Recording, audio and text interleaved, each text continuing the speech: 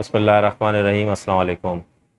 اس وقت ہمارا ملک ایک بار پھر جو ہے سیلاب کی زد میں ہے، اور ایک بار پھر میں اس لیے کہہ رہا ہوں کہ ہر 2-3 سال بعد اس طرح کی ایک ماحول بنتا ہے، خاص کر کے KPK میں، اندرون پنجاب میں، اندرون سندھ میں اس طریقے کا ایک ماحول بنتا ہے کہ ہم ہر دفعہ یہ دیکھ رہے ہوتے ہیں کہ سیلاب آ گیا، سیلاب آ گیا۔ یہ سمجھ میں نہیں آتا کہ یہ جو ہے ہم اس کی تیاری کیوں نہیں کر پا رہے آج تک۔ 2010 میں ایک بہت بڑا سیلاب آیا تھا، اس کے بعد بھی ابھی 2 سال پہلے آپ یاد کریں، آپ کو یہی سیم سچویشن، اس سے کم تھی لیکن سچویشن تھی سیلاب کی۔ اس طریقے سے امدادی کیمپ تو نہیں لگے تھے، لیکن جہاں جہاں سیلاب آیا تھا وہاں مشکلات کا سامنا کرنا پڑا تھا۔ اور جب بھی سیلاب آتا ہے تب ہمیں ڈیم یاد آ جاتے ہیں۔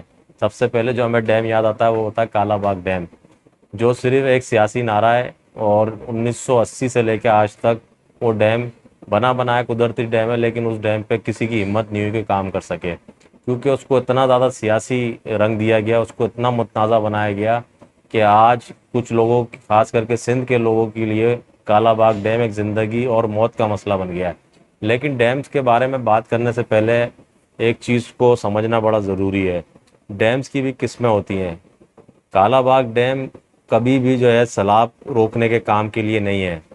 ہاں، پانی سٹور کرنے کے لیے کالا باغ ڈیم بہت اچھی چیز ہے، لیکن جو سیلاب روکنے کے لیے ڈیم بنتے ہیں ان کی قسم الگ ہوتی ہے، وہ ان کی تعمیرات الگ ہوتی ہے، ان کی لوکیشن کا بھی بڑا معنی رکھتی ہے کہ اس کی کس جگہ اس کا ہے۔ ڈیم تو آپ کم بنائیں، ڈیم تو آپ جتنے بنائیں اتنے کم ہے۔ ڈیمز پہ تو کبھی کسی کو اعتراض نہیں ہونا چاہیے۔ تو اب اگر ہم ہر سال چاہتے ہیں، ہر 2-3 سال بعد ہم اسی طریقے سے امداد لیتے رہیں اور سیلاب آ گیا اور امداد لیتے رہیں، تو یہ مسئلے کا حل نہیں ہے۔ اب قوم کو سنجیدہ ہو کے سوچنا چاہیے کہ ہمیں ڈیمز بنانے ہیں، اس پہ متفقہ رائے کریں کہ ادھر کون کون سا ڈیم ہے۔ چلے کالا باغ ڈیم کو بھی تھوڑی دیر کے لیے سائڈ کرتے ہیں، اور دوسرے جو ڈیم جو بن سکتے ہیں ان پہ ہم کیوں نہیں کام کر سکتے۔ پنجاب میں بھی ڈیم بنے، KPK میں ڈیم بنے، سندھ میں بھی ڈیم بننے چاہیے۔ سندھ، اگر آپ کو اعتراض ہے کہ بھائی پنجاب پہ ڈیم بنے گا تو سندھ کا پانی رک جائے گا، تو آپ سندھ میں ڈیم بنا دیں۔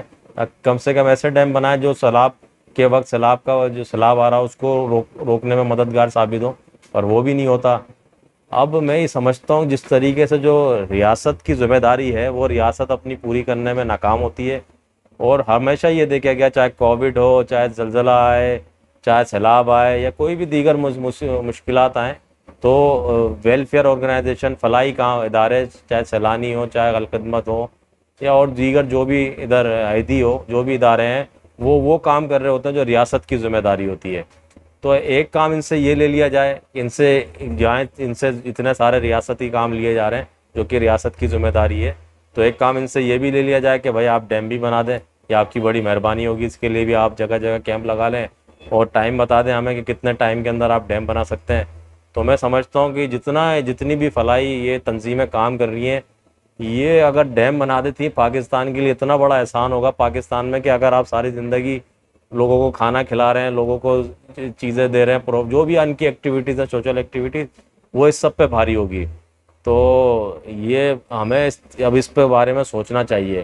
جاپان ایک ملک میں جہاں جو مکمل طور پہ تباہ ہوا، وہاں پہ ایٹمی جو دھماکے حملے کیے گئے، اس کے باوجود وہ آج پھر کھڑا ہو گیا۔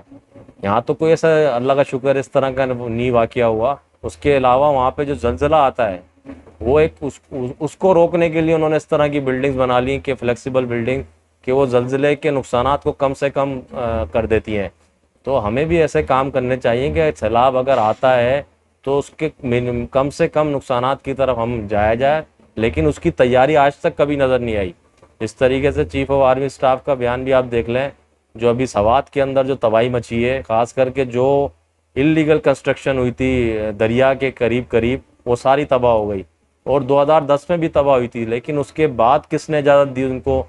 تو یہ بہت بڑا سوال ہے کہ جب ایک واقعہ ہو جاتا ہے اس کے بعد بھی ہم اس سے کچھ سبق حاصل نہیں کرتے۔ بیسیکلی ہم ایک ماتمی قوم ہے، ہمیں ماتم کرنا اچھا لگتا ہے۔ اس کے علاوہ ایک جو چیز ہم مسنگ کر رہے ہیں کافی عرصے سے، جنرل مشرف کے دور جب اسٹارٹ ہوا تو اس نے NCC ٹریننگ کو بند کر دیا، جو کہ میں سمجھتا ہوں بہت بڑا نقصان تھا، اور آج تک وہ ٹریننگ بند ہے۔ اس کو فوری طور پہ کھولنا چاہیے، کیونکہ اس طریقے سے 5 نوجوان جو ہیں کوہستان کے، وہ ریسکیو کے لیے ہیلپ ہیلپ کے لیے پکارتے رہے پر ان کو امداد نہیں پہنچ سکی اور کوئی ریسکیو کرنے نہیں آ سکا، اور ساری دنیا نے ان کا موت کا منظر دیکھا۔